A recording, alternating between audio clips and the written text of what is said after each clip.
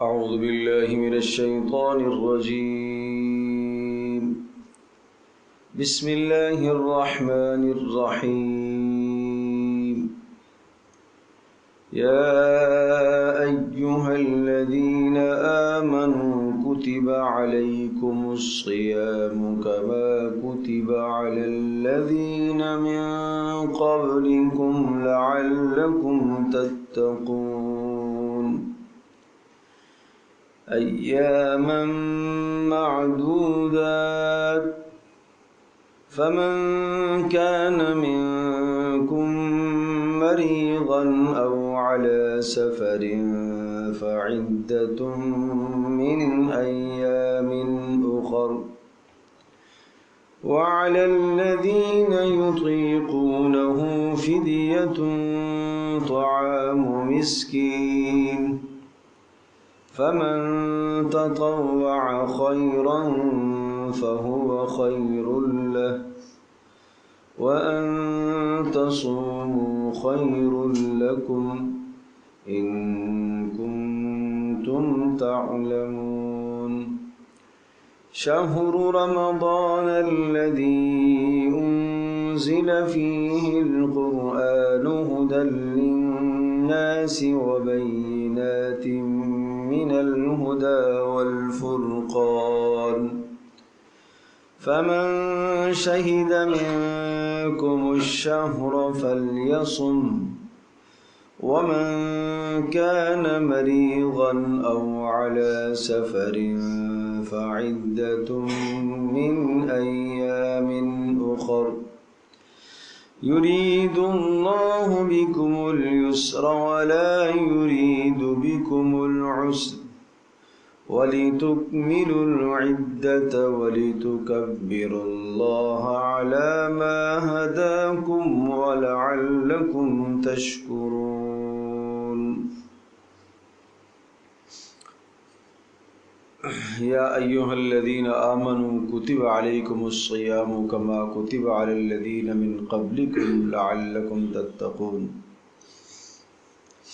ایمان والو، تمہارے اوپر روزہ فرض کیا گیا جس طرح سے تم سے پہلوں پر فرض کیا گیا، لعلکم تتقون، تاکہ تم گناہوں سے بچ سکو۔ اسلام میں روزہ ایک بڑی اہم عبادت ہے۔ نماز، روزہ، حج، زکوٰۃ، یہ اسلام کے ارکان میں سے ہیں۔ کلمہ طیبہ اصل الاصول، وہ پہلی بنیاد ہے، اور اس پہلی بنیاد کے بعد پھر نماز، روزہ، حج اور زکوٰۃ، یہ چار چیزیں اسلام کے ارکان اور اسلام کی بنیادوں میں سے ہیں۔ کلمہ وہ سارا کا سارا اعتقادیات، عقائد سے تعلق رکھنے والی بات ہے۔ نماز عبادت بدنی ہے، عبادت بدنی۔ زکوٰۃ عبادت مالی، اور حج عبادت بدنی اور مالی دونوں کا مجموعہ ہے، اس لیے کہ اس میں مال بھی لگتا ہے اور اس میں انسان کا جسم بھی استعمال ہوتا ہے، تو اس لیے حج عبادت بدنی بھی کہلاتا ہے اور عبادت مالی بھی کہلاتا ہے، اور روزہ نماز کی طرح یہ عبادت بدنی ہے، اس کا تعلق بدن سے ہے۔ پھر فرق یہ ہے کہ نماز وہ عبادت ہے کہ جس عبادت میں دور سے دیکھنے والا آدمی سمجھ جاتا ہے کہ یہ عبادت میں مشغول ہے، یہ نماز پڑھ رہے۔ نماز کی حرکات و سکنات، رکوع، سجدہ، قیام، تشہد، یہ اعمال ایسے ہیں کہ ان اعمال کو دیکھ کر آدمی کو سمجھ میں آتا ہے کہ یہ آدمی عبادت کر رہا ہے، نماز پڑھ رہا ہے۔ لیکن روزے میں بظاہر دیکھنے میں کوئی شے نظر نہیں آتی، نہیں پتہ چلتا کہ یہ آدمی روزے دار ہے یا غیر روزے دار ہے، اس لیے روزے کے اندر حد درجے کا اخلاص پایا جاتا ہے۔ اس لیے روزے میں حد درجے کا اخلاص ہے، جبھی تو فرمایا کہ الصوم لی، حدیث قدسی ہے، اللہ کا ارشاد گرامی ہے کہ روزہ میرے لیے ہے اور میں خود ہی اس کا بدلہ دوں گا۔ اس لیے کہ روزے کی حالت میں عرض کر رہا ہوں کہ کوئی ایسی نشانیاں علامات نہیں ہوتی۔ یہی وجہ ہے کہ نماز اور روزے میں ایک بڑا اہم فرق ذہن نشین فرمائیے۔ جیسے آپ جانتے ہیں کہ نماز کے دوران اگر کوئی آدمی کلام کر لیتا ہے بھولے سے، کھا پی لیتا ہے، نماز کے دوران کھا رہا ہے، غلطی سے بھولے سے کر لیتا ہے تو اس کی نماز ٹوٹ جائے گی۔ لیکن اگر روزے میں کوئی آدمی بھولے سے کھا لیتا ہے تو روزہ نہیں ٹوٹتا۔ وجہ کیا ہے؟ وجہ یہی ہے کہ نماز خود حالت مذکرہ ہے، تذکیر کرانے والی ہے۔ آپ کا جائے نماز کے اوپر کھڑا ہونا، مسجد میں کھڑا ہونا، قیام کی حالت میں کھڑا ہونا، رکوع کی حالت میں کھڑا ہونا، سجدے کی حالت میں کھڑا ہو، یہ ساری کی ساری حالات اور یہ سارے کی ساری نشانیاں اس بات کو ثابت کر رہی ہیں کہ آپ کسی بندگی میں کھڑے ہو، اللہ کے سامنے کھڑے ہو۔ کھانے پینے سے، ان تمام چیزوں سے تمہیں بچنا چاہیے، کلام کرنے سے تمہیں بچنا چاہیے، لیکن روزے کے اندر چونکہ کوئی ایسی حالت اور نشانی سامنے نہیں ہوتی، اس لیے انسان کے ذہن میں نہیں رہتا، کھا لیتا ہے۔ تو اس لیے روزے میں بھولے سے کھانے کا جو ہے وہ اس کو معذور قرار دیا گیا ہے، اس سے روزہ فاسد نہیں ہوتا۔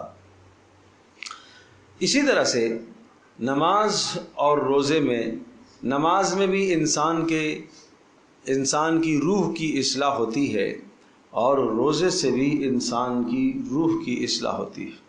یہ امر دونوں میں مشترکہ ہے کہ دونوں کے دونوں اصلاح نفس کے لیے انتہائی مؤثر ذریعہ ہے۔ نماز سے انسان کے اندر آیا ہوا غرور، تکبر چھٹتا ہے، تواضع اور عاجزی کی طرف انسان آتا ہے۔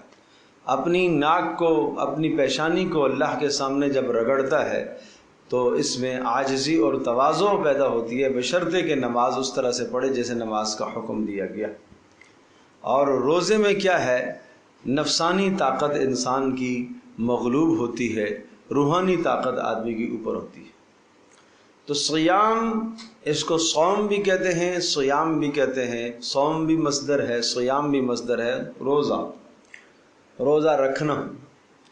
اور روزے کا اصل معنی ہے ترک کرنا، صوم، امساک، رکنا، ترک کرنا۔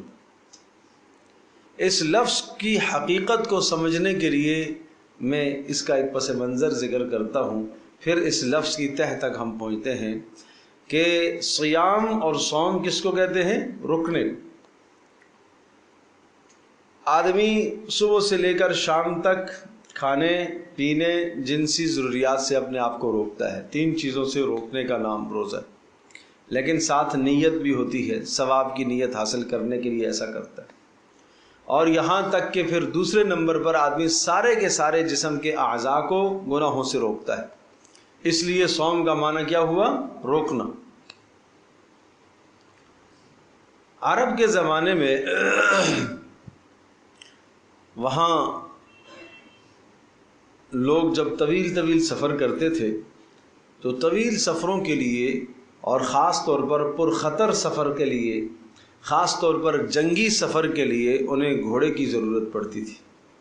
اونٹ بھی عرب کی ایک بہترین سواری ہے، لیکن اونٹ اتنا تیز رفتار بھی نہیں اور اتنا پھرتیلا جانور بھی نہیں۔ گھوڑے کے مقابلے میں گھوڑا پھرتیلا بھی ہے، گھوڑا تیز بھی ہے، اور طویل جو سفر ہوتے تھے، پرخطر سفر ہوتے تھے، جہاں دشمنوں کا خطرہ ہوتا تھا کہ ایک دم سامنے دشمن آیا اور اپنے آپ کو بچاؤ کر لیا، اس کے لیے گھوڑا موزوں جانور ہوتا تھا، اس لیے کہ اونٹ اس کے لیے موزوں جانور نہیں ہو سکتا تھا۔ تو اس لیے عرب گھوڑوں کو پالا کرتے تھے، پھر ان گھوڑوں کو پالتے تھے اور پالنے کے ساتھ ساتھ ان کو سدھاتے تھے، ان کو سکھاتے تھے، ان کو تربیت دیتے تھے۔ سدھائے ہوئے گھوڑے، غیر سدھائے ہوئے گھوڑے۔ غیر سدھایا ہوا گھوڑا جو تربیت یافتہ نہیں ہوتا تھا، جو سدھایا ہوا نہیں ہوتا تھا، اس گھوڑے کو لمبے طویل سفروں میں ساتھ نہیں لے جاتے تھے۔ قریب کا سفر ہے وہ اس کے ذریعے سے کر لیا، لیکن جو سدائے ہوئے گھوڑے تھے وہ جنگوں میں بھی استعمال ہوتے تھے، لڑائیوں میں استعمال ہوتے تھے، کسی پر حملہ کرنا ہو استعمال ہوتے تھے، تو وہ سدائے ہوئے گھوڑے کہلاتے تھے۔ ان کو کس طرح سے تربیت دیتے تھے یہ بات سمجھیں گے تو پھر روزے کا مفہوم ذہن میں اچھی طرح سے آئے گا۔ اس طرح سے کرتے تھے کہ اس گھوڑے کو بہت تھوڑے سے دانے اور چارے پر صبح سے لے کر شام تک روکتے تھے، اس سے گھوڑا بھوک کا عادی ہو جاتا تھا، اس لیے کہ سفر میں جنگ میں کہیں اس کو کھانا ملے نہ ملے، کہیں اس کو اس کا دانہ پانی ملے، خوراک ملے یا نہ ملے، تو اس کو عادی بنایا جاتا تھا، بھوک برداشت کرا کر اس کو عادی بنایا جاتا تھا بھوکا رہنے کا۔ اور نمبر 2، اس طرح سے عادی بناتے تھے کہ طویل طویل زمانہ وقت اس گھوڑے کو اپنی مادہ سے دور رکھتے تھے۔ اور کیوں دور رکھتے تھے؟ تاکہ اس کے اندر برداشت کا مادہ پیدا ہو جائے، برداشت کی طاقت پیدا ہو جائے، کہ اپنی مادہ سے ملنے کی جو خواہش ہے وہ اس کے اندر کم سے کم ہو جائے۔ اور یہ خواہش کم ہوگی تو اس کا فائدہ یہ ہوگا کہ جب دشمن کے سامنے یہ گھوڑا جائے گا تو وہاں اگر کوئی اس نے مادہ دیکھی تو کہیں ایسا نہ ہو کہ یہ اس کی طرف راغب ہو جائے اور اپنے مالک کو، اپنے سوار کو چھوڑ دے، جس سے نقصان ہو سکتا تھا جانی۔ لیکن چونکہ سدایا ہوا گھوڑا ہے، یہ اپنے مالک کے اشارے کا اتنا پابند ہوتا تھا کہ اس کی مرغوب سے مرغوب، پسندیدہ سے پسندیدہ شے بھی سامنے آئے، کھانے کو، تسکین کو، یہ اس کی طرف نہیں جاتا تھا، یہ مالک کے اشارے پر چلتا تھا۔ کیوں؟ یہ سدایا ہوا گھوڑا ہے۔ اور پھر شدید ترین گرمی کے اندر کیا کرتے تھے عرب؟ اس گھوڑے کو باہر گرمی میں چھوڑ دیتے تھے، دھوپ میں چھوڑ دیتے تھے، اور تیز لو جب چلتی تھی تو اس لو کے اندر اسے چھوڑ دیتے تاکہ ہر طرح کی یہ مشقت برداشت کر سکے۔ اس کو کہا جاتا تھا کہ خیول صائمۃ، روزے دار گھوڑے، روکے ہوئے گھوڑے۔ کس چیز سے روکے ہوئے؟ کھانے سے روکے ہوئے، نفسانی تسکین سے روکے ہوئے، دھوپ میں ان کو روکا گیا اور برداشت کرنے کا مادہ ان کے اندر پیدا کیا گیا۔ یہ سب کی سب چیزیں کس کی تھی؟ ان گھوڑوں کی۔ تو جب یہ بات آپ ذہن نشین فرما چکے ہیں، تمہیدی بات، تو اس کے بعد پھر آپ یہ بات ذہن نشین فرمائیے کہ اب انسان سے مقصود کیا ہے کہ یہ ساری چیزوں کو رمضان کے مہینے میں 29 یا 30 دن یہ کھانے سے روکے گا، پینے سے اپنے آپ کو روکے گا، اور اسی طرح سے جنسی تسکین سے اپنے آپ کو روکے گا، ان جائز کاموں سے اپنے آپ کو روک کر وہ جو ناجائز کام ہیں ان ناجائز کاموں سے رکنے کا جذبہ اندر تاکہ پیدا ہو جائے، وہ طاقت اوپر آ جائے۔ نہیں سمجھے بات؟ رکنے کی اور اپنی خواہش اور اپنی مرغوب اور اپنی پسندیدہ چیز چھوڑنے کی طاقت اندر تاکہ اس میں کیا ہو جائے؟ پیدا ہو جائے۔ اپنے مالک، اپنے اللہ، اپنے پاک پروردگار کی خاطر اپنے مرغوب سے مرغوب، پسندیدہ سے پسندیدہ، اعلیٰ سے اعلیٰ چیز کو چھوڑنے کا جذبہ اور طاقت اندر پیدا ہو جائے، اس لیے صوم کا حکم آیا، اس لیے روزے کا حکم۔ تو اگر یہ جذبہ پیدا نہیں ہوا تو سمجھ لو کہ روزے کا مقصد حاصل نہیں، بالکل مقصد حاصل نہیں ہو۔ اسی لیے حدیث میں کہا گیا کہ کتنے روزے دار ایسے ہوتے ہیں کہ جن کو سوائے بھوک اور پیاس کے کچھ بھی حاصل نہیں ہوتا، وہ یہی ہے نا۔ پھر آپ یہ بات ذہن نشین فرمائیں کہ ملائکہ جن کے اندر 100% روحانی طاقت ہوتی ہے، اس میں نفسانی طاقت کا کوئی دخل ہی نہیں۔ حیوانات، ان میں نفسانی طاقتیں ہوتی ہیں، کھانے کا شوق، پینے کا شوق، جنسی ضرورت کا شوق، بس یہی زندگی ہے ان کی، اس کے علاوہ کیا کام ہے؟ انسان میں یہ دونوں طاقتیں اللہ نے رکھی ہیں، روحانی طاقت جو ملائکہ والی وہ بھی ہے، نفس اور نفسانی اور حیوانی طاقت، کھانا پینا، ضرورت کو پورا کرنا، یہ نفسانی جسم سے متعلق جو طاقتیں ہیں، کھانے کی طاقت، پینے کی طاقت، رہائش کی ضرورت، یہ حیوانی طاقتیں کہلاتی ہیں، جسمانی طاقتیں کہلاتی ہیں، نفسانی طاقتیں یہ کہلاتی ہیں۔ یہ ساری کی ساری طاقتیں بھی اللہ نے انسان کے اندر رکھی، اور روحانی طاقت بھی رکھی۔ روحانی ہر وقت اللہ کی بندگی میں یہ لگا رہے، ہر وقت اللہ کی طرف اس کا دھیان رہے، ہر وقت اللہ کی مرضی کو یہ سوچتا رہے، اللہ کی نافرمانی سے بچتا رہے۔ یہ کیا ہے؟ یہ روحانی طاقتیں۔ بس آپ یاد رکھیے گا کہ جب یہ روحانی طاقتیں اس انسان کے اندر غالب آ جائیں، اوپر ہو جائیں، تو یہ انسان اعلیٰ ہے، اور اگر یہ روحانی طاقتیں نیچے ہو جائیں اور جسمانی اور حیوانی طاقتیں اوپر چلی جائیں تو پھر یہ حیوانوں کی طرح ہو گیا۔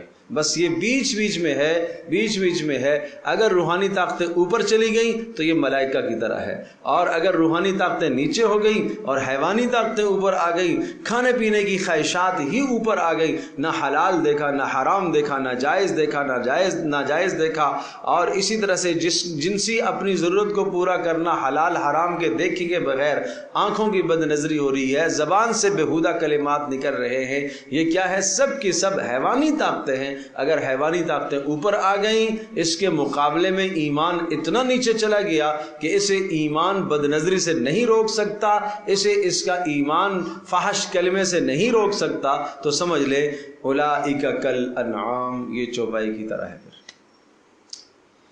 یہ چوپائی کی طرح ہے۔ اور اگر روحانی طاقت غالب آ گئی تو یہ پھر ملائکہ کی طرح ہے، یہ پھر ملائکہ سے بھی افضل ہو جاتا ہے۔ تو بس یہ یاد رکھیے گا، بس بیلنس رہے تب بھی اچھائی نہیں ہے، دونوں طاقتیں برابر رہیں، کبھی نیکی میں چلا گیا کبھی ادھر کر لی، نہیں، تھوڑا سا اوپر ہونا چاہیے، روحانی طاقت کو اوپر ہونا چاہیے۔ ٹھیک ہے جی؟ تو روحانی طاقت اوپر، مثال کے طور پر بھوک لگی ہے، لیکن بھوک اتنی شدت نہیں ہے کہ جو موت تک لے جانے والی ہے، ایسی کیفیت نہیں ہے، بھوک لگی ہے، پیاس ہے، اتنی شدید پیاس نہیں ہے کہ اگر نہیں پیے گا تو مرنے تک، موت تک چلا جائے گا، سامنے حرام کھانے کو بھی ہے، پینے کو بھی ہے۔ ایمانی طاقت آپ کو اس حرام سے روک لے تو سمجھ لو کہ ایمانی طاقت اوپر ہے اور حیوانی طاقت نیچے۔ لیکن اگر یہ حیوانی جذبہ اتنا غالب آ گیا، چاہت آئی ہے کسی چیز کے کھانے کی، لینے کی، پینے کی، اور وہ ہے حرام، لیکن کہتا ہے چلو دیکھی جائے گی، بعد میں توبہ کر لیں گے، ابھی تو کھا لیں، ابھی تو موقع ہے، تو اس کا مطلب یہ ہے کہ اس کی جسمانی اور حیوانی طاقت اوپر ہے، ایمانی طاقت نیچے اور کمزور ہے۔ تو یہ روزے کا مقصد ہے۔ اب آپ سمجھ لیجئے، یا ایھا الذین آمنوا، اے ایمان والو، کتب علیکم الصیام، روزہ تمہارے اوپر فرض کیا گیا، کما کتب، جیسا کہ فرض کیا گیا، علی الذین، ان لوگوں پر جو تم سے پہلے تھے، لعلکم تتقون، تاکہ تم کیا اختیار کرو؟ بولو، تقوی۔ اس کا ایک ترجمہ تو آپ یہی کرتے ہو نا، تاکہ تم تقوی اختیار کرو، ایک معنی یہ بھی آپ کرتے ہیں کہ تاکہ تم پرہیزگار بن جاؤ، یہ بھی آپ ترجمہ کرتے ہیں تاکہ تم متقی ہو جاؤ، اور یہ بھی آپ ترجمہ کرتے ہو لعلکم تتقون، اصل میں وقا یقی کا معنی ہوتا ہے بچنا، تاکہ تم بچ سکو، کس چیز سے بچ سکو؟ اللہ کی نافرمانی سے بچ سکو۔ ٹھیک ہے؟ اور اگر آپ یہ مفہوم اس کا لیں، لعلکم تتقون، اس لیے روزہ فرض کیا گیا ہے تاکہ تمہاری حیوانی اور جسمانی طاقت نیچے آ جائے اور روحانی طاقت اوپر آ جائے۔ جب روحانی طاقت اوپر آ جائے گی تو اس کے نتیجے میں ایمانی طاقت اوپر آئے گی، تو کیا ہوگا؟ آپ گناہوں سے بچ سکیں گے۔ اس لیے تم سے چھڑوایا گیا ہے، اس لیے کھانا پینا آپ سے چھڑوایا جاتا ہے صبح سے لے کر شام تک۔ ایسا نہیں ہے کہ اللہ کے خزانے میں کھانے پینے کی کمی آ گئی تھی، رزق کی کمی آ گئی تھی، اللہ نے کہا کہ چلو کچھ وقت تک بھوک ہڑتال کر لو، نہیں، ایسا نہیں، یہ مقصد نہیں ہے۔ تو پھر آپ یہ دیکھیے گا کہ صرف کھانا پینے سے رکنا، اگر وہی جیسا آج ہمارے یہاں روزے کا معیار ہو گیا ہے کہ کھانے پینے سے رکنا ہے صبح صادق سے لے کر غروب آفتاب تک، اور پھر شام کو اتنا دبا کے کھلانا ہے کہ سارے دن کی کسر نکالنی ہے۔ جب سارے دن کی کسر نکالے گا تو وہ اس کی مثال وہی سمجھ لو وہ گھوڑا سدھایا، اس سدھانے کے لیے اس کو آپ نے 10 گھنٹے 12 گھنٹے باندھا اور کوئی شے نہیں کھلائی، اور شام کو اتنا اتنا کھلایا کہ جو سارا دن اس نے نہیں کھایا تھا اس کی کسر نکل آئی، تو پھر وہ مقصد سدھانے کا حاصل نہیں ہوگا۔ اس لیے میں ماؤں بہنوں سے ہاتھ جوڑ کے درخواست کرتا ہوں کہ بھئی یہ جو ظہر سے لے کر غروب آفتاب تک آپ قسم کی ڈشیں آپ تیار کرتی ہو، کوئی شک نہیں آپ کے دلوں میں یہ جذبات ہوتے ہیں کہ چلو گھر والے خوش ہو جائیں گے، سب کے لیے انتظام کروں، یہ ہو جائے گا وہ ہو جائے گا، لیکن یہ دیکھیے گا یہ سب کچھ جو کیا جا رہا ہے یہ روزے کے مقصد میں کہیں رکاوٹ تو نہیں پیدا کر رہا، حائل تو نہیں بن رہا۔ اس لیے رسول اللہ صلی اللہ علیہ وسلم کے زمانے میں روزہ افطار کس چیز سے ہوتا تھا؟ کھجور سے ہوتا تھا، وہ میسر نہ ہو تو پھر پانی سے ہوتا تھا۔ بس ہمارے ہاں کھجور بھی ہوگی، سموسہ بھی ہوگا، پکوڑا بھی ہوگا، رول بھی ہوگا، جلیبی بھی ہوگی، اور نہ جانے فروٹ چاٹ بھی ہوگا، چنا چاٹ بھی ہوگا، کالے چنے، کیا کچھ ہے بھائی، کیا کچھ ہے، کیا کچھ ہے۔ پھر وہ سب کچھ کھا کر مجھے یہ بتاؤ وہ نفس کیسے نیچے آئے گا؟ نفس تو اور موٹا ہوگا، نفس تو اور موٹا، مزہ سے کھایا ہے، نفس تو اور موٹا ہوگا۔ اور دلیل دی کہ بھئی ہاں مومن کا رزق بڑھا دیا گیا ہے، تو جب بڑھا دیا گیا ہے تو پھر 10 گھنٹے کام کرنے والا آدمی 5 گھنٹے کام کرے نا، بڑھا دیا گیا۔ جہاں مطلب کی بات آتی ہے، نفس کی بات آتی ہے، خواہش کی بات آتی ہے، وہاں بڑی خوشی سے ہم لے لیتے ہیں۔ تو یاد رکھیے گا روزے کا مقصد حاصل نہیں ہوگا، پھر نماز تراویح کے اندر وہ یکسوئی کہاں رہے گی؟ وہ کھڑا ہے، جمعیاں آ رہی ہیں، ڈکاریں آ رہی ہیں، وہ کیسے روزہ، وہ کیا تراویح ہے؟ پھر وہ کبھی کبھی اتنا کھا لیا کہ وہ قے ہونے کی صورت آ گئی، آنکھیں تو نہیں مرتی۔ یاد رکھیے گا کوئی مقصد حاصل نہیں ہوگا، اس سے کوئی مقصد حاصل نہیں ہوگا۔ بھوکا رکھنا ہے، بھوکا رکھنا مقصود ہے، اور اس کو بھوکا رکھ کر اس کو حرام سے رکنے کا عادی بنانا ہے، اس لیے بھوکا ہے۔ تو یہ ہے لعلکم تتقون کا جو فلسفہ ہے، روزے کا فلسفہ وہ سمجھنے کا ہے، لعلکم تتقون۔ اور یہ بڑی پیاری آیات ہیں پورے قرآن مقدس میں، نماز کے احکام اللہ پاک نے جو ذکر فرمائے وہ بکھرے ہوئے ہیں۔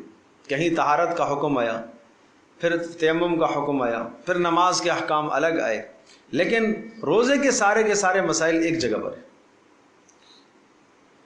اور اس کی فرضیت بھی اس طرح سے، کتب علیکم الصیام، فرض کر دیا گیا ہے تمہارے پر روزہ، جیسا کہ تم سے پہلوں پر فرض تھا۔ فرق ہے پہلوں پر فرض اور اس امت پر جو روزہ ہے، تھوڑا سا فرق ہے، آگے فرق آ رہا ہے، میں ذکر کرتا ہوں۔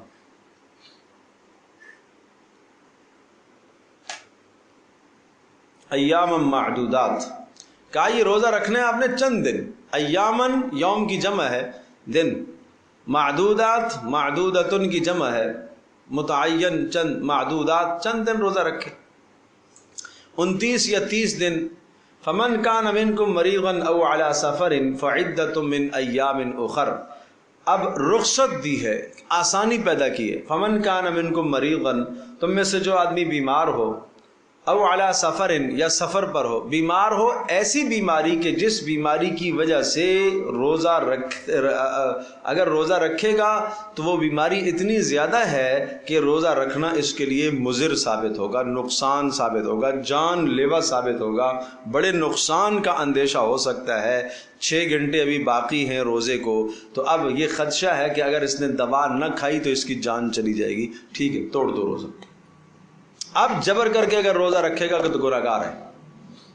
یہ کچھ لوگ ہوتے ہیں نا، بخار بھی تیز چڑھا ہوا ہے، شدید حالت بدلی ہوئی ہے، خراب حالت ہے، لیکن نہیں، روزہ نہیں چھوڑنا، روزہ نہیں چھوڑنا، روزہ، ارے بھائی یہ روزہ رکھنا یہ کوئی تقوی نہیں ہے، یہ کوئی پرہیزگاری نہیں ہے، یہ کوئی اللہ کے حکم کی فرما برداری نہیں ہے، یہ نفس ہے۔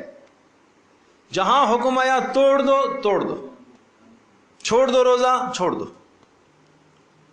عصر کا وقت تھا، پیارے پیغمبر صلی اللہ تعالی علیہ وسلم سفر میں تھے، نڈھال ہو گئے لوگ، اور رب سفر تھا۔ اب وہاں جہاں سفر میں پڑاؤ ڈالنا تھا اتر کے خیمے لگانے تھے، لیکن کچھ لوگ جن کے روزے تھے وہ کیا ہو، وہ نڈھال تھے، وہ پڑ گئے وہاں، اور جن کا روزہ نہیں تھا وہ جلدی جلدی انہوں نے خیمے بھی لگائے، انہوں نے جانوروں کو بھی باندھا اور ساری خدمت بھی انہوں نے کی۔ تو آپ نے ایک جملہ فرمایا، لیس من البر الصیام فی السفر، کہ یہ اس طرح سے سفر کی حالت میں مشقت میں اپنے آپ کو ڈال کر روزہ رکھنا کوئی نیکی نہیں ہے. اور فرمایا آج وہ لوگ جنہوں نے روزہ نہیں رکھا وہ روزے داروں سے زیادہ ثواب لیں گے.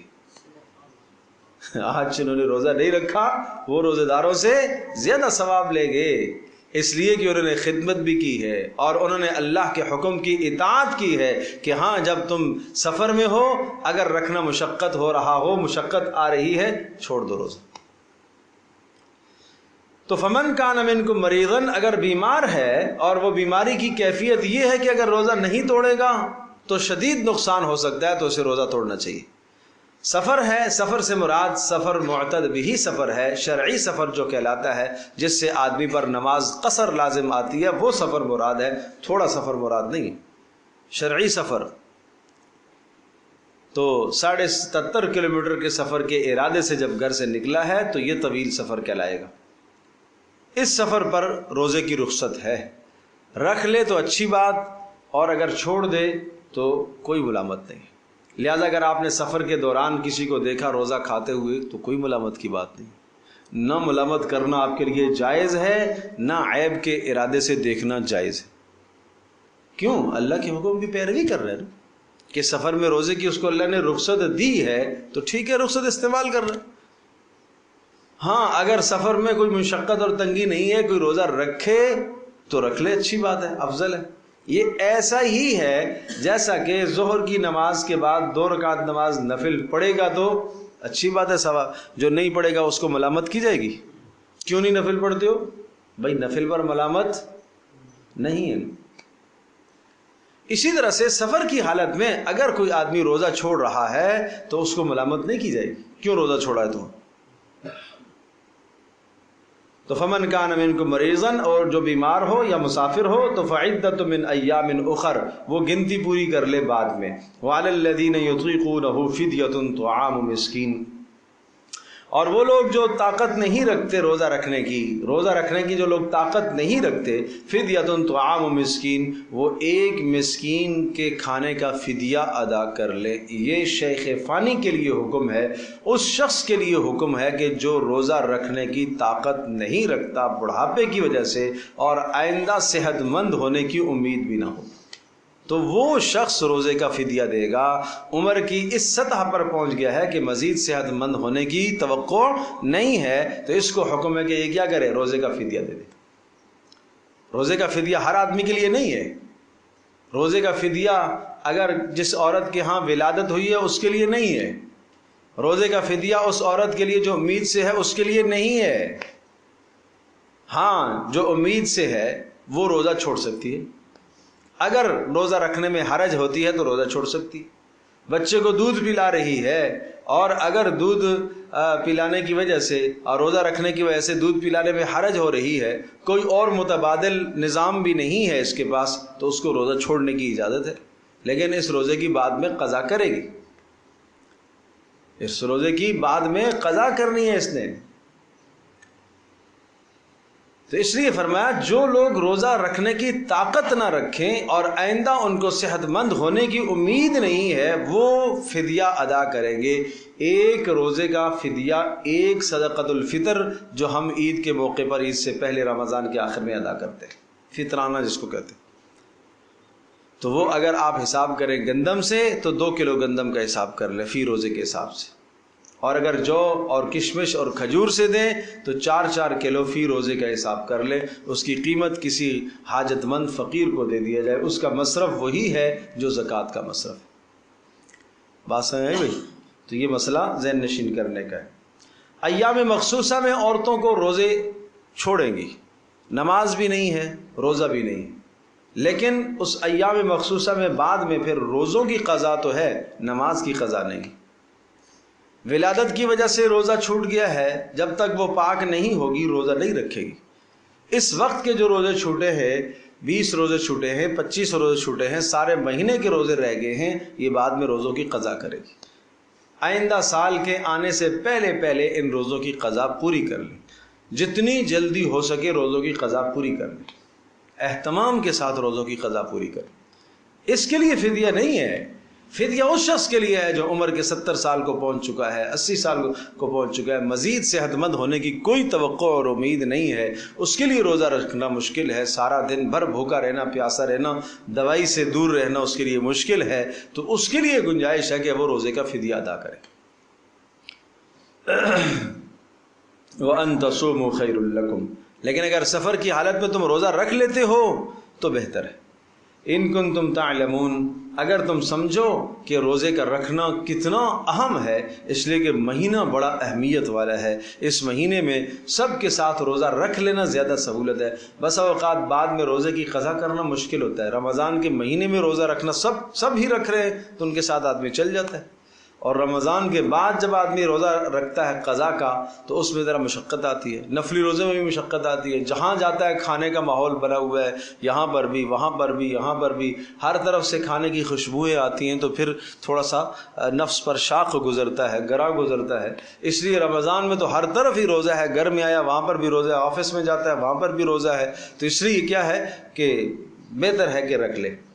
شہر رمضان الذی انزل فیہ القرآن، رمضان کا مہینہ، روزہ اور قرآن، ان دونوں کا آپس میں بڑا گہرا تعلق ہے، اس لیے یہ دونوں کے دونوں سفارشی ہوں گے قیامت کے دن۔ روزہ بھی سفارش کرے گا اور اسی طرح سے قرآن مجید بھی سفارش کرے گا۔ روزہ یہ کہے گا یا اللہ دن کو کھانے پینے سے میں نے اس کو روکا، اے اللہ میری سفارش کو اس کے حق میں قبول فرما، قبول کر لی جائے گی۔ اور قرآن کہے گا یا اللہ رات کو میں نے اس کو نماز تراویح میں یہ مجھے سنتا تھا اور یہ پڑھتا تھا، اس کو میں نے رات کو آرام سے روکا ہے، لہٰذا نیند سے میں نے اس کو روکا، میری سفارش کو قبول فرما۔ اس لیے ان دونوں کا بڑا گہرا تعلق ہے۔ رمضان میں آپ کا بہت بڑا تعلق قرآن کے ساتھ ہونا چاہیے، سارے کاموں کو چھوڑ دو، سب مصروفیات کو چھوڑ دو، سب مطالعے کو چھوڑ دو، قرآن کے ساتھ اپنا ربط رکھو۔ جیسے میں پہلے عرض کر چکا ہوں، ابھی بیان جو آپ سن رہے تھے اس بیان میں نے تفصیل سے یہ بات کہی ہے کہ جس کا قرآن درست نہیں ہے اپنے قرآن کو درست کرنے کی کوشش کرے، تلفظوں کی اصلاح کرنے کی کوشش کرے، اس کے لیے جو اسباب ہیں ان اسباب کو اختیار کریں، اور ضروری نہیں ہے پورا ختم کرنا۔ اگر آپ کا قرآن درست نہیں ہے، تلفظ درست نہیں ہے، تو آپ 2 گھنٹے 3 گھنٹے جو آپ تلاوت کریں گے اس تلاوت کے سارے وقت کو قرآن درست کرنے پر آپ لگائیں، وہ زیادہ بہتر ہے۔ اس غلط پڑھنے سے، لحن جلی کرنے سے، واضح اور موٹی غلطی جس سے نماز بھی فاسد ہوتی ہے، ترجمہ بدل جاتا ہے، اس موٹی غلطی کرنے سے زیادہ بہتر ہے جو موٹی غلطی والا قرآن آپ نے پورا پڑھا ہے، 2 ختم کیے 3 ختم کیے، اس سے زیادہ بہتر ہے آپ آدھا ختم کر لیں، اس سے زیادہ بہتر ہے آپ 30 صورتیں ٹھیک کر لیں لیکن درست کریں۔ شہر رمضان الذی انزل فیہ القرآن، رمضان المبارک کا وہ مہینہ ہے جس میں قرآن کو اتارا گیا۔ شہر رمضان الذی، اب رمضان، یہ ہم تو رمضان ہم تو پڑھتے رمضان ہے، پڑھنے کا بھی تو دیکھو نا، قرآن کا جو تلفظ ہے رمضان، ضاد ہے، اس کو زا پڑھے گا، اس کو ذال پڑھ لے گا، اس کو زوئے پڑھے گا تو معنی تو بدل جائے گا۔ ویسے تو ہم رمضان کا مہینہ آ گیا، ہر ایک کو پتہ ہے کہ یہ ضاد کے ساتھ ہی لکھا جاتا ہے، لیکن عربی کا تلفظ جب قرآن میں آپ پڑھیں گے تو پھر اسی طرح سے تلفظ، جس طرح سے تلفظ بتلایا گیا، ہر حرف کہاں سے ادا ہوتا ہے، اگر اس طرح سے اس حرف کو نہ ادا کیا گیا تو پھر قرآن کے پڑھنے کا حق نہیں ادا کیا آپ نے۔ یہ وہ واحد کتاب ہے، واحد کلام ہے کہ جس کے ہر حرف 29 حروف ہیں، ہر حرف کے ادا کرنے کی جگہ ہے الگ، کہاں سے ادا ہوتا ہے۔ یہ قرآن کا اعجاز ہے، یہ معجزہ ہے کہ اتنے نظام ضبط کیے گئے، اتنے قوانین اس کے پڑھنے کے لیے بنائے گئے ہیں کہ ہر حرف کی ادائیگی کا طریقہ الگ الگ بتایا گیا۔ یہ دنیا کی کسی زبان میں نہیں ہے، یہ انگریزی میں نہیں ملے گا، یہ اردو میں نہیں ملے گا کہ اردو میں یہ حرف کہاں سے ادا ہوگا، کیسے ادا ہوگا، نہیں۔ تو رمضان کا مہینہ وہ ہے الذی انزل فیہ القرآن، جس میں قرآن مجید کو نازل کیا گیا، ھدی للناس، یہ قرآن مجید یہ لوگوں کے لیے ہدایت کا ذریعہ ہے، وبینات من الہدی، اور کھلے احکام اور دلائل ہیں، جو ہدایت کے احکام اور دلائل اللہ نے بیان فرمائے ہیں، والفرقان، اور حق اور باطل میں فرق کرنے کا یہ ذریعہ ہے، جائز ناجائز کو پہچاننے کا ذریعہ ہے، اللہ کی منشا اور اللہ تبارک تعالیٰ کی نافرمانی کس طرح سے آپ سمجھ سکیں، کہاں اللہ کی نافرمانی ہے اس کا ذریعہ کیا ہے؟ قرآن ہے۔ تو اس کو کہا کہ یہ رمضان میں اتارا گیا، رمضان میں اتارا گیا لیلۃ القدر کی رات میں، جیسے انا انزلناہ فی لیلۃ القدر، لیلۃ القدر کی رات میں ہم نے اس کو اتارا۔ تو لیلۃ القدر کی رات میں یہ لوح محفوظ سے اترا ہے آسمان دنیا تک، اور پھر آسمان دنیا سے پھر 23 سال میں نیچے گاہے بگاہے جیسے ضرورت پیش آتی گئی اسی طرح سے یہ اترا۔ فمن شہید منکم الشہر فلیصم، اب یہ روزے کی فرضیت آ گئی ہے، اور پہلے اختیار تھا، اب فرمایا فمن شہید منکم الشہر فلیصم، تم میں سے جو روزے کا مہینہ پا لے تو اس کو چاہیے کہ وہ روزہ رکھے۔ روزے کا مہینہ پا لے یعنی رمضان کا مہینہ جس نے پا لیا اس کے ذمہ لازم اور فرض ہے فلیصم، وہ روزہ رکھے۔ دوبارہ وہ رخصت دی ہے ومن کان منکم مریضا، اگر فمن کان مریضا، جو مریض ہے، یا اسی طرح سے او علی سفر، یا کوئی مسافر ہے، تو اس کے لیے پھر یہاں پر ذکر فرمایا کہ گنجائش ہے فعدۃ من ایام اخر، یہ وہ بعد میں قضا کر لے، ان دنوں کی قضا بعد میں کر لے۔ یرید اللہ بکم اليسر ولا یرید بکم العسر، اللہ تبارک و تعالیٰ تمہارے لیے آسانی چاہتا ہے، اللہ تمہارے لیے مشکل نہیں چاہتا۔ یرید اللہ بکم اليسر یعنی اللہ پاک نے تمہیں سفر کے دوران روزے کی رخصت دی ہے، اور بیماری کی حالت میں اللہ نے روزے کی رخصت دی ہے۔ یہ کیوں دی ہے؟ اس لیے کہ اللہ کیا چاہتا ہے؟ آسانی چاہتا ہے۔ اللہ مشقت میں تمہیں نہیں ڈالنا چاہتا۔ وَلِتُكْمِلُ الْعِدَّةَ، اور دوسری بات یہ کہ وَلِتُكْمِلُ الْعِدَّةَ، گنتی پوری کرا کرو، گنتی پوری کرا کرو، 28 نہیں، 27 نہیں، 29 روزے پورے کیا کرو۔ وَلِتُكْمِلُ الْعِدَّةَ، 29 یا 30 روزے جتنے کا مہینہ ہو وہ پورے کیا کرو۔ وَلِتُكَبِّرُ اللَّهَ عَلَى مَا هَدَاكُمْ، اور اسی طرح سے اللہ کے نام کو خوب بلند کیا کرو جیسا کہ اس نے تمہیں سکھایا ہے۔ وَلَعَلَّكُمْ تَشْكُرُونَ، اور یہ سب کچھ احکام روزے کے اس لیے دیے ہیں تاکہ تم اللہ کا شکر ادا کرو۔ کیا مطلب اس جگہ شکر ادا کرنے کا؟ تاکہ روزہ رکھ کر تم اس بات کے قابل بن جاؤ کہ اللہ سے ہم کلام ہو سکو، اللہ سے بات چیت کر سکو، اللہ سے تمہارا تعلق قائم ہو جائے، تم خود اس بات کے قابل ہو جاؤ کہ تم اللہ کے سامنے اپنی راز و نیاز کو پیش کر سکو۔ اور جب تم اس بات کے قابل ہوگے تو اب تمہیں اللہ کا شکر ادا کرنا چاہیے۔ بات سمجھے بھائی؟ وَلِتُكَبِّرُ اللَّهَ عَلَى مَا هَدَاكُمْ، اللہ کی تکبیر، اس سے مراد وہ جو عید کے موقع پر تکبیرات کہتے ہیں وہ تکبیرات مراد ہیں۔ وَلِتُكَبِّرُ اللَّهَ عَلَى مَا هَدَاكُمْ، روزے پورے ہو گئے، اب عید والا دن آ گیا تو اب اللہ کی تکبیر کو خوب بلند کرو اور پھر اللہ کا شکر ادا کرو۔ وہ شکر کیا ہے؟ 2 رکعت نماز جا کے 2 گانا شکرانہ عید کی نماز جو 2 ادا کی جاتی ہے، یہ وہ ہے وَلَعَلَّكُمْ تَشْكُرُونَ، تاکہ تم اللہ کا شکر ادا کرو۔ وَإِذَا سَأَلَكَ عِبَادِي عَنِّي فَإِنِّي قَرِيبٌ، روزے کے بعد ذکر آیا دعا کا، اور جب آپ سے میرے بندے میرے بارے میں پوچھیں تو آپ کہہ دیجئے میں قریب ہوں۔ اجیب دعوت الداعی اذا دعان، میں دعا کو پکار کو سنتا ہوں، اجیب قبول کرتا ہوں، دعوت الداعی پکارنے والے کی پکار کو، اذا دعانی جب وہ مجھے پکارتا ہے۔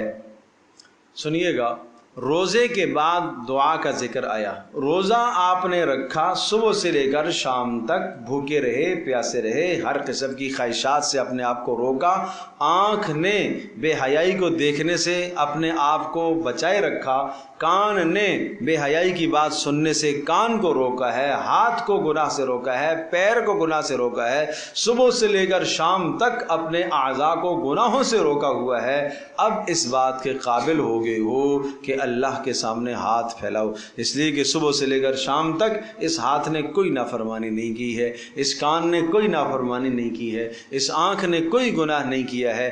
اب یہ ہاتھ، یہ کان، یہ اعضاء اس بات کے قابل ہیں کہ انہیں اللہ کے پاس لے کر جاؤ اور اللہ سے اپنی مراد مانگو اور اللہ پاک سے اپنی مناجات کرو، اپنی حاجت مانگو۔ اس لیے ذکر آیا دعا کا۔ وَإِذَا سَأَلَكَ عِبَادِي عَنِّي فَإِنِّي قَرِيبٌ، اور جب اے نبی آپ سے پوچھتے ہیں، سألک آپ سے پوچھتے ہیں، عبادی میرے بندے، عنی میرے بارے میں، فإنی قریب تو بتا دیجئے میں قریب ہوں، اجیب دعوت الداعی میں پکارنے والے کی پکار کو سنتا ہوں، اذا دعانی قبول کرتا ہوں جب مجھے پکارے۔ یہاں 2 باتیں شرط ہیں، فلیستجیبوا لی، مجھے ہی پکارنا چاہیے، پھر کسی اور کی طرف امید تو میں نہیں لگانی چاہیے۔ ہاتھ اٹھایا ہوا ہے، اے اللہ میری یہ مراد پوری کر لے، میری مراد پوری کر لے، ساتھ خیال دوسرے کی طرف بھی ہے، چلو دعا کر کے فلاں کو فون کروں گا، فلاں کو فون کروں گا، اسے کہوں گا، اسے کہوں گا۔ نہیں، فَلْيَسْتَجِيبُوا لِي، مجھ ہی سے مانگو، مجھ ہی سے مانگو، مجھ ہی سے مانگو۔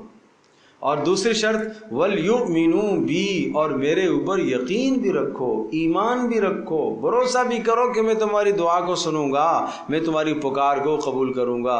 یہ نہیں، آج اس میں کوئی شک نہیں، منع نہیں ہے دوسروں کو دعاؤں کی درخواست کرنے کا، بھائی آپ ہمارے لیے دعا فرمائیے، آپ ہمارے لیے دعا فرمائیے، آپ ہمارے لیے دعا فرمائیے، یہ کہنا منع تو نہیں ہے، لیکن صرف اسی پر اکتفا کرنا ہے جی، بزرگوں کو جا کے نذرانے دے دینا، جی آپ ہمارے لیے دعا فرمائیے، یہ کیا ہے؟ یہ نذرانہ دیا ہے۔ حضرت مولانا اشرف علی تھانوی رحمۃ اللہ علیہ فرمایا کرتے تھے، ہدیے میں تو یہ بھی کہنا جائز نہیں ہے آپ میرے لیے دعا کریں۔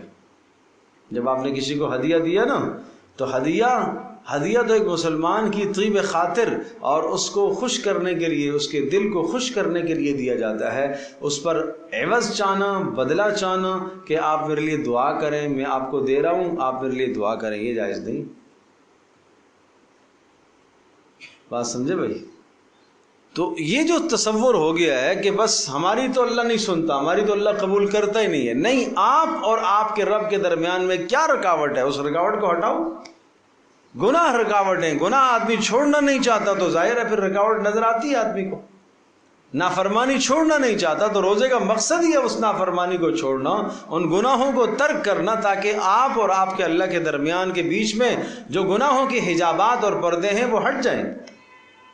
جب وہ گناہوں کے پردے آپ کے اور اپنے رب کے درمیان میں جو پردے ہیں وہ سارے کے سارے ہٹ جائیں گے، آپ خود براہ راست اللہ سے مانگیں گے، پھر اندر سے آپ کا دل چاہے گا کہ میں اللہ سے دعا مانگوں، گھنٹے گھنٹے دعا مانگنے میں لذت آئے گی۔ افطار کے وقت سارے کام چھوڑ کر اس وقت مجھے رب نے کہا ہے کہ مجھ سے مانگو، میں تمہاری پکار کو سنوں گا۔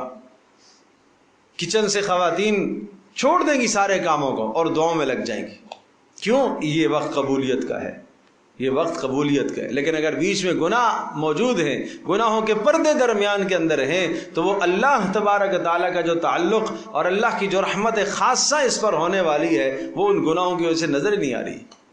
نافرمانیوں کو چھوڑو۔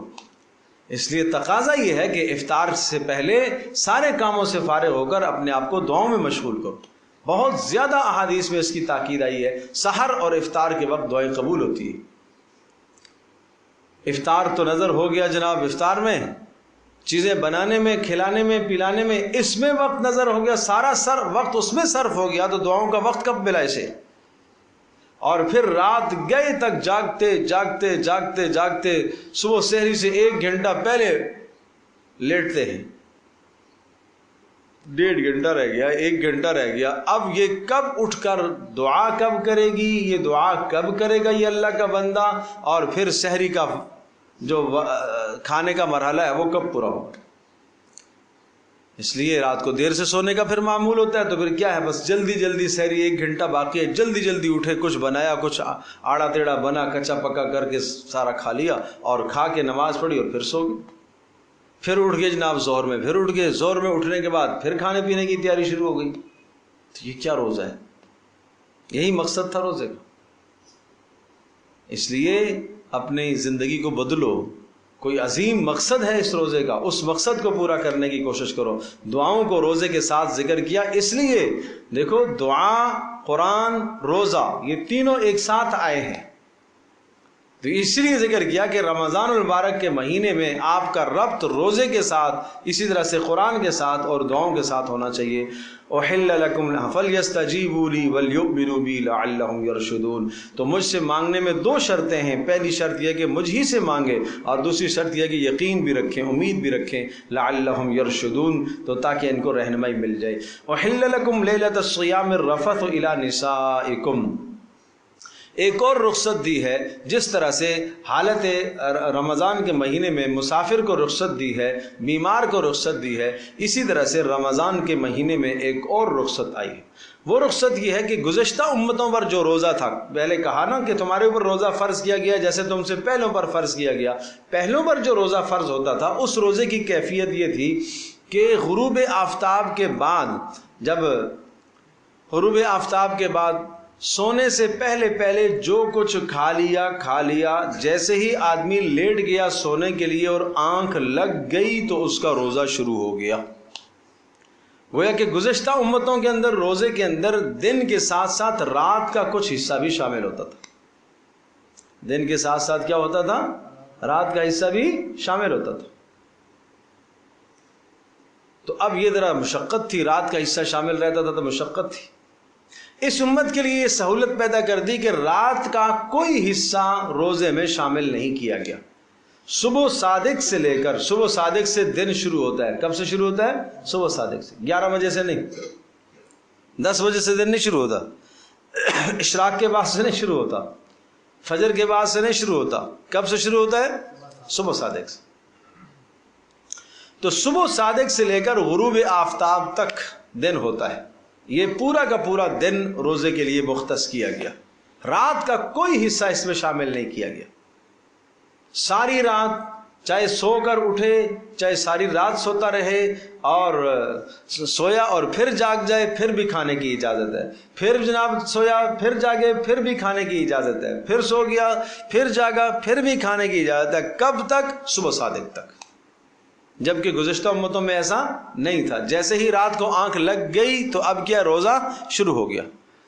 ایک آدمی آیا، دن میں سارا دن کھیتوں میں کام کرتے کرتے کرتے آیا اور آ کے روزہ افطار کیا اور گھر والی سے کہا کہ جناب میرے لیے کچھ کھانے کا انتظام کرو۔ اب وہ کھانے کے انتظام میں مشغول ہوئی تو یہ اس بیچارے کی آنکھ لگ گئی، سارا دن کا تھکا ہوا تھا، مشقت اور کام کر کے آیا تھا، مزدوری کر کے آیا تھا، تو آنکھ لگ گئی۔ جب آنکھ لگ گئی تو اب آنکھ لگنے کے بعد کیا ہے؟ روزہ شروع ہے۔ اب یہ ساری رات کچھ نہیں کھایا بیچارے نے، اگلا دن بھی اسی طرح سے گزرا، شام کو نڈھال ہو کے بے ہوش ہو گئی۔ اس پر یہ آیت نازل ہوئی کہ اللہ نے تمہارے لیے یہ سہولت پیدا کر دی ہے کہ تمہارا روزہ اب شروع ہوگا، کب سے؟ صبح صادق سے شروع ہوگا غروب آفتاب تک، لہذا رات کا کوئی حصہ شامل نہیں ہے۔ ایک سہولت یہ دی کہ رات کا کوئی حصہ شامل نہیں ہے، دوسری سہولت یہ دی کہ رات کو تم اپنی بیویوں کے پاس جا سکتے ہو، جبکہ پہلے یہ سہولت نہیں تھی، گزشتہ امتوں میں یہ سہولت نہیں تھی۔ جس طرح سے دن میں روکنا ہوتا تھا بیوی کے پاس جانے سے، اسی طرح سے راتوں میں بھی روکنا ہوتا تھا، اسی طرح سے راتوں میں بھی روکنا ہوتا تھا، یعنی دن کو کھانے اور پینے اور ازدواجی تعلق سے اپنے آپ کو روکنا ہوتا تھا روزے کی حالت میں، رات کو کھانے پینے کی تو اجازت تھی، وہ بھی سونے سے پہلے، اور بیوی سے ملنے کی پوری رات اجازت نہیں ہوتی تھی۔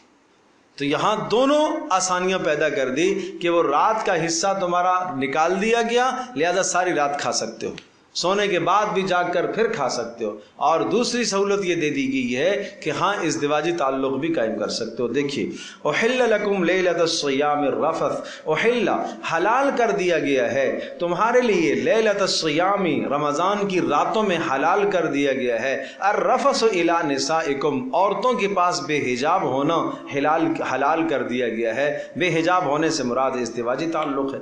ہن لباس لکم وانتم لباس لہن، اس لیے کہ تم خود عورتوں کا لباس ہو اور عورتیں تمہارا لباس ہے، تمہارے لیے بے حجاب ہونا حلال کر دیا گیا ہے، تو تم عورتوں کا لباس ہو اور عورت تمہارا لباس ہے۔ کیا معنی یہ ہے؟ گویا کہ مرد یعنی میاں اور بیوی کے درمیان میں کوئی تستر اور کوئی پردہ نہیں ہے، یہ معنی ہے۔ اور دوسرا معنی یہ بھی ہے کہ مرد عورت کا لباس، عورت مرد کا لباس ہے۔ جس طرح سے لباس ہمیشہ آدمی کے ساتھ رہتا ہے، کسی بھی صورت میں جدا نہیں ہوتا، اسی طرح سے میاں بیوی کا تعلق بھی ہونا چاہیے۔ بات سمجھے بھائی؟ میاں بیوی کا تعلق ہونا چاہیے. اور پھر یہ بات بھی ذہن نشین فرمائیے کہ یہاں پر اس تعلق کو ذکر کیا، ایک تو وہ تخفیف بتلانا مقصود تھی، سہولت پیدا کرنا مقصود تھی، اور دوسرا مقصود یہ بتلانا ہے کہ ازدواجی تعلق قائم کرنے کے بعد چونکہ انسان کے مزاج میں سکون اور اعتدال آ جاتا ہے، اور یہ روزے میں مقصود ہے کہ آدمی کے اندر جو گناہ کے جذبات ہیں وہ گناہ کے جذبات کمزور پڑ جائیں، وہ گناہ کے احساسات کمزور پڑ جائیں اور روحانی طاقت آدمی کے اوپر آ جائے، اس لیے اس کو ذکر فرمایا. اور ہن لباس لکم وانتم لباس لہن، تم عورتوں کے لیے لباس ہو، وہ تمہارے لیے لباس ہیں اور تم ان کے لیے لباس ہو. حلم اللہ انکم کنتم تختارون انفسکم، اللہ خوب جانتا ہے کہ تم اپنے اوپر خیانت کر بیٹھتے. کیا مطلب؟ اگر یہی حکم آ جاتا کہ جناب پورا رمضان کا مہینہ دنوں کو تو ویسے بھی قریب نہیں جانا ہے اور راتوں کو بھی قریب نہیں جانا ہے، اگر یہی حکم لازم آ جاتا تو تم خیانت کر بیٹھتے، تم بیویوں کے پاس چلے جاتے، اور جس کے نتیجے میں تم اپنے روزے کو خراب کر دیتے. اس لیے اللہ نے رات کو آسانی پیدا کر دی ہے. اب یہ بات ذہن نشین فرمانے کی ہے، میں رسول اکرم صلی اللہ تعالی علیہ وسلم کے اس موقع کے جو معاملات اور مسائل حضرت عائشہ رضی اللہ تعالی عنہا سے مروی ہے، پیارے پیغمبر صلی اللہ تعالی علیہ وسلم روزے کی حالت میں ازواج مطہرات کے پاس آتے، بیٹھتے، اٹھتے، یہ منع نہیں ہے. یہاں تک کہ پیارے پیغمبر صلی اللہ تعالی وسلم چھوتے، تقبیل فرماتے، بوسہ لیتے، یہ بھی منع نہیں. لیکن بوسہ اس آدمی کو گنجائش ہے روزے کی حالت میں جس کو اپنے نفس پر اطمینان ہو. اس لیے فقہا نے لکھا ہے کہ جوان آدمی اس سے دور رہے. ممکن ہے نفس پر اطمینان نہ کر سکے اور قابو نہ کر سکے تو پھر جو ہے وہ ازدواجی تعلق کی طرف چلا جائے جس سے اس کا روزہ فاسد ہو جائے گا. اس لیے روزے کی حالت میں آدمی کو اس سے اجتناب کرنا چاہیے، دور رہنا چاہیے، بچنا چاہیے. لہذا فتاب علیکم، اللہ نے تمہیں رخصت دی ہے، وعفا عنکم، اور جو پہلے ہو گیا اللہ نے تمہیں درگزر کر دیا ہے. فالآن باشروہن وابتغوا ما کتب اللہ لکم. یہ ٹکڑا، یہ جملہ بڑا اہمیت کا حامل ہے، توجہ سے سنیے گا. فالآن باشروہن، لہذا اب عورتوں سے میلاپ اختیار کر لیا کرو. کب؟ رمضان کی راتوں میں. فالآن باشروہن، اب ان کے ساتھ مباشرت کر لیا کرو رمضانوں کی راتوں میں. اچھا، مباشرت کا مقصد کیا ہے؟ یہ سنیں، یہ بات کہنا چاہ رہا ہوں. مقصد کیا ہے؟ مقصد کیا ہے؟ وَابْتَغُوا مَا كَتَبَ اللَّهُ لَكُمْ، اور تلاش کرو اس چیز کو جو اللہ نے تمہارے مقدر میں لکھ دی. کیا؟ اولاد. یہ مقصد ہے، یہ مقصد ہے مباشرت کا، اولاد کا حصول. تو یہاں وہ منصوبہ بندی کی تمام جتنی بھی چیزیں ہیں وہ سارے کے سارے پلندے اور عمارتیں سب کی سب ڈھہ گئی. اس ایک جملے نے ان سب پر پانی پھیر دیا. کیوں؟ مقصود کیا ہے؟ اولاد کا حصول. ازدواجی تعلق سے مقصود کیا ہے؟ اولاد کا حصول. جتنی مرتبہ بھی تم قربت اختیار کرو، مقصود کیا ہے؟ اولاد کا حصول. جتنی مرتبہ بھی قریب ہو جاؤ، مقصود یہ ہے.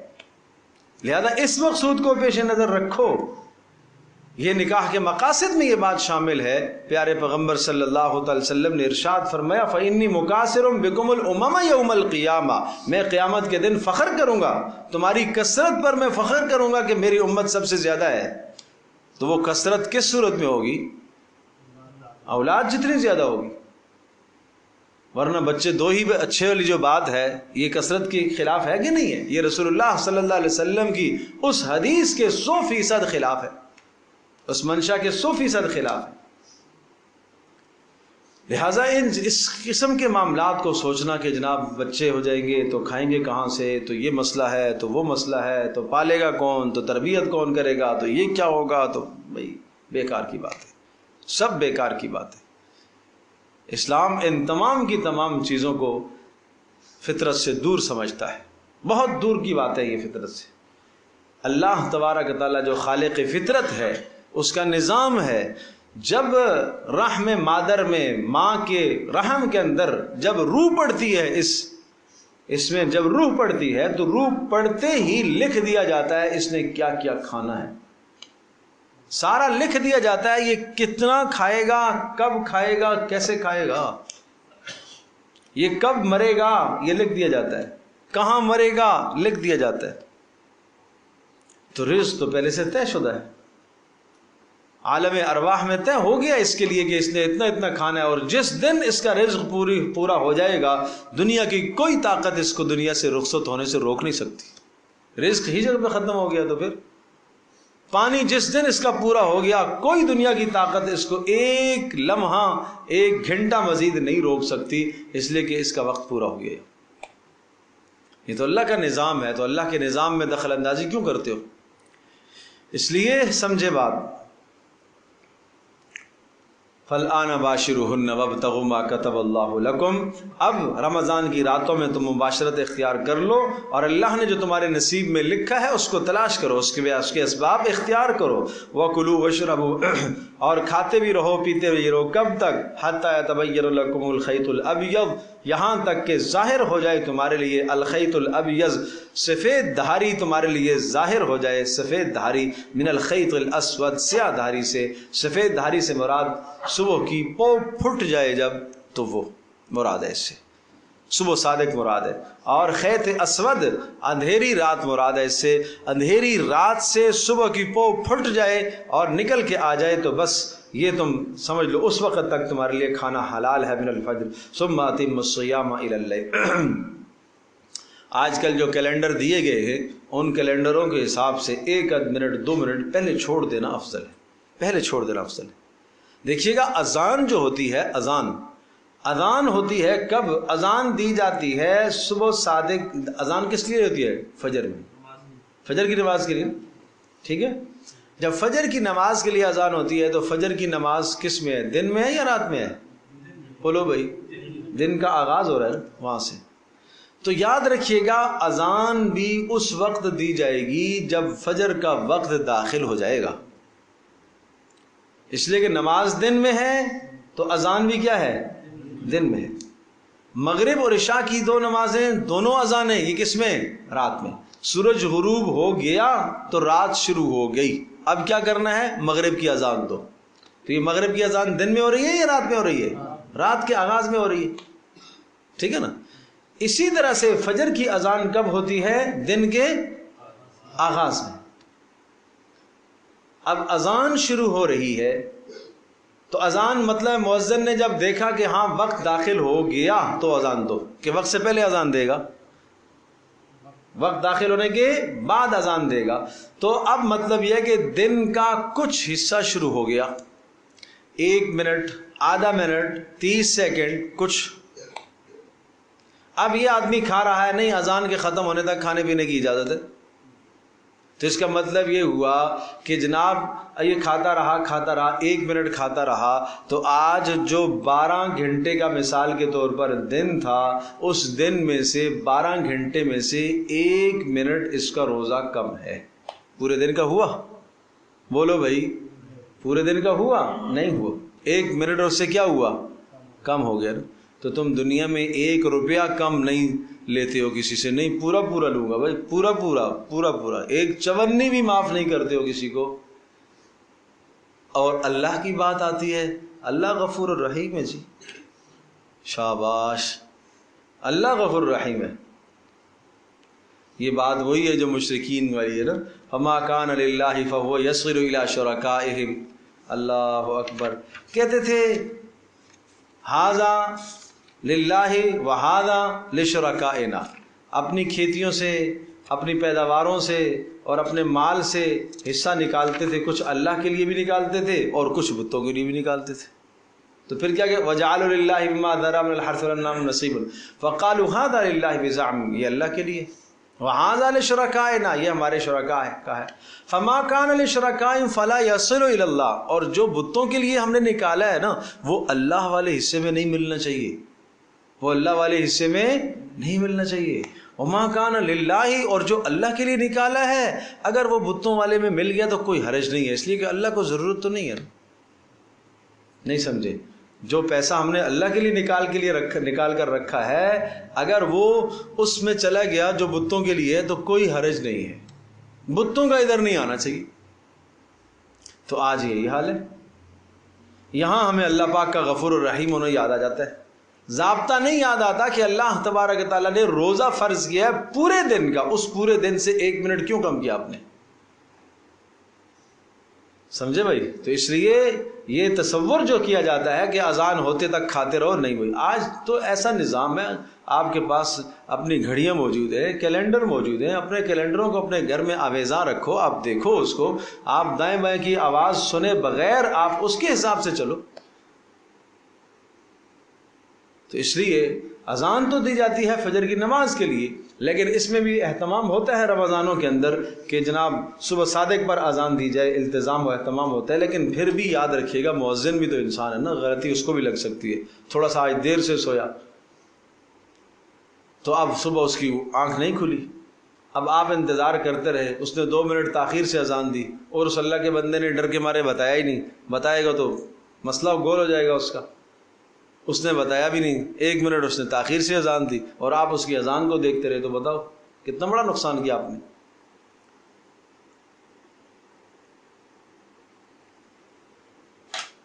اصل میں یہاں تو لوگ امام کو، مؤذن کو، خادم کو، یہ تو کمپیوٹر ہے نا، ان کو تو کمپیوٹر سمجھتے ہیں، ان کو فٹ کر دیا ہم نے، یہ 8:15 پر نماز کھڑی ہونی ہے، تو 15 کا مطلب 15 ہے، وہ سیکنڈ دیکھ رہے ہوتے ہیں، سیکنڈ والی سوئی دیکھتے۔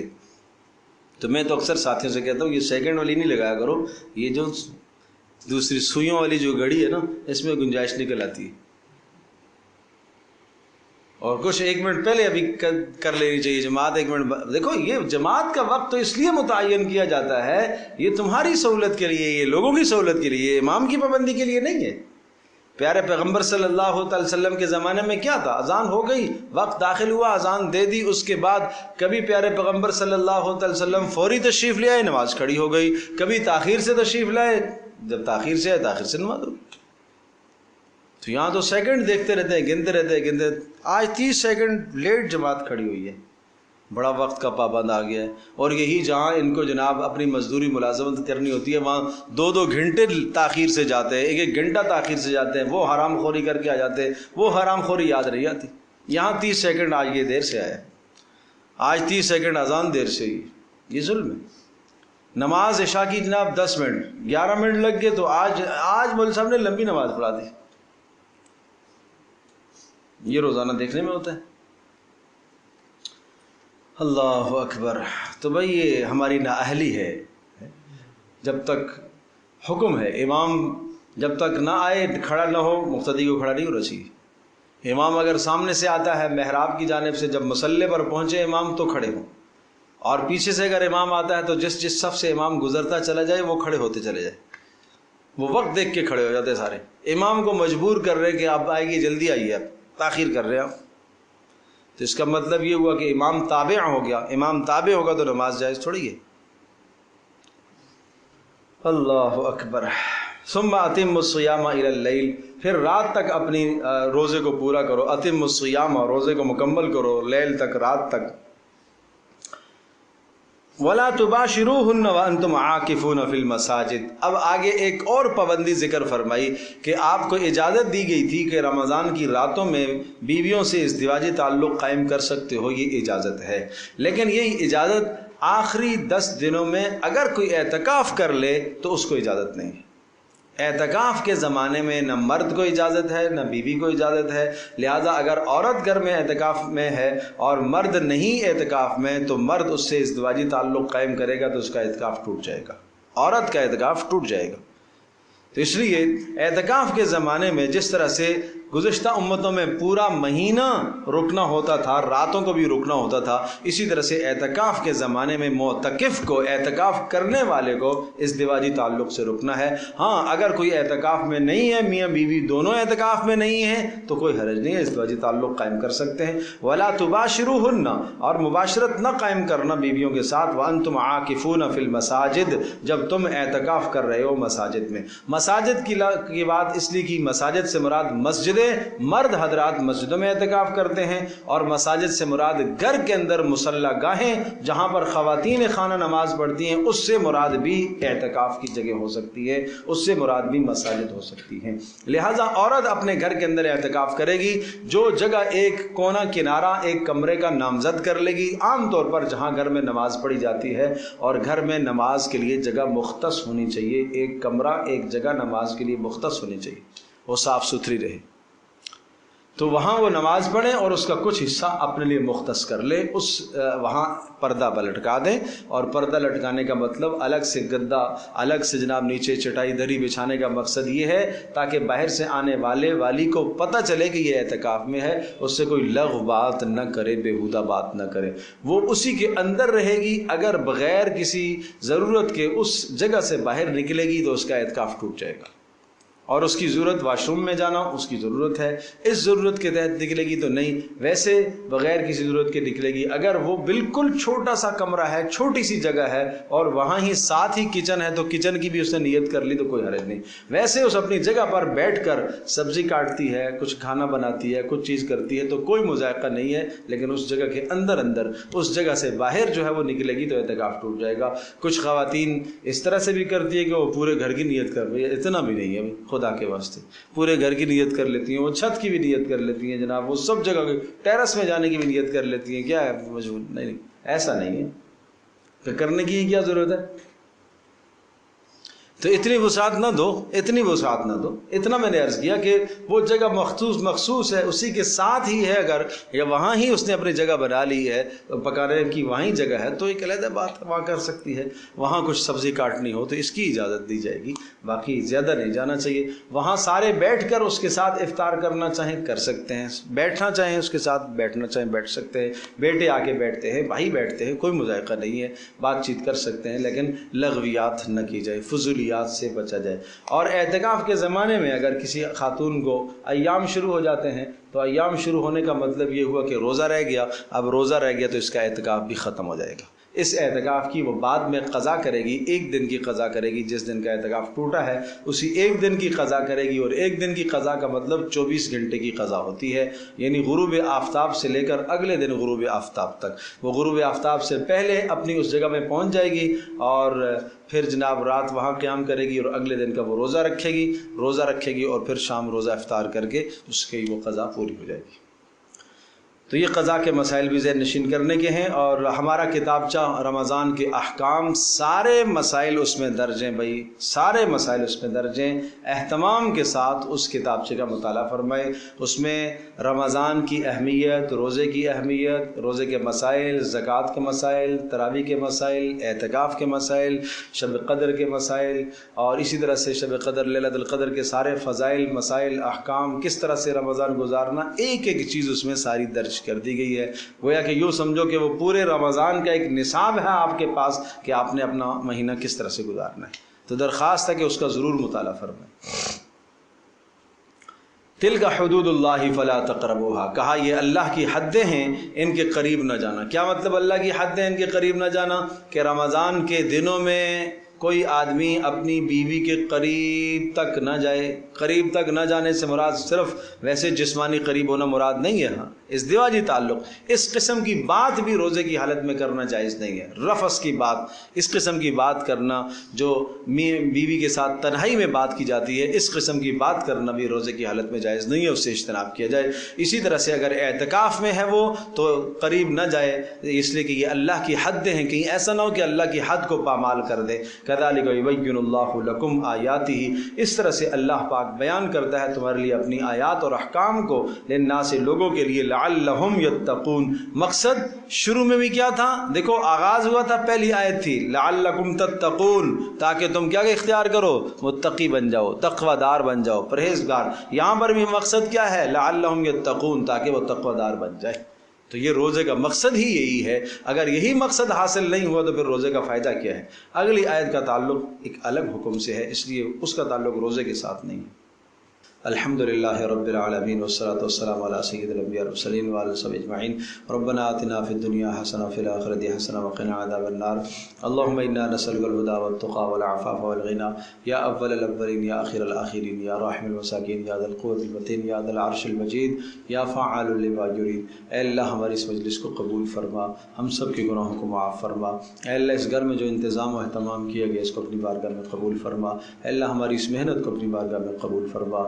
ماں بہنوں کا آنا، اے اللہ بزرگوں کا، دوستوں کا آنا، سب کا آنا اپنی بارگاہ میں قبول فرما. اے اللہ رمضان کا مہینہ اپنی مرضی کے مطابق گزارنے کی توفیق عطا فرما. شرور سے، فتنوں سے تو ہم سب کی حفاظت فرما. اے اللہ ہم سب کے نوجوانوں کی، جوان نسلوں کی تو حفاظت فرما، بچوں کی، بچیوں کی تو حفاظت فرما.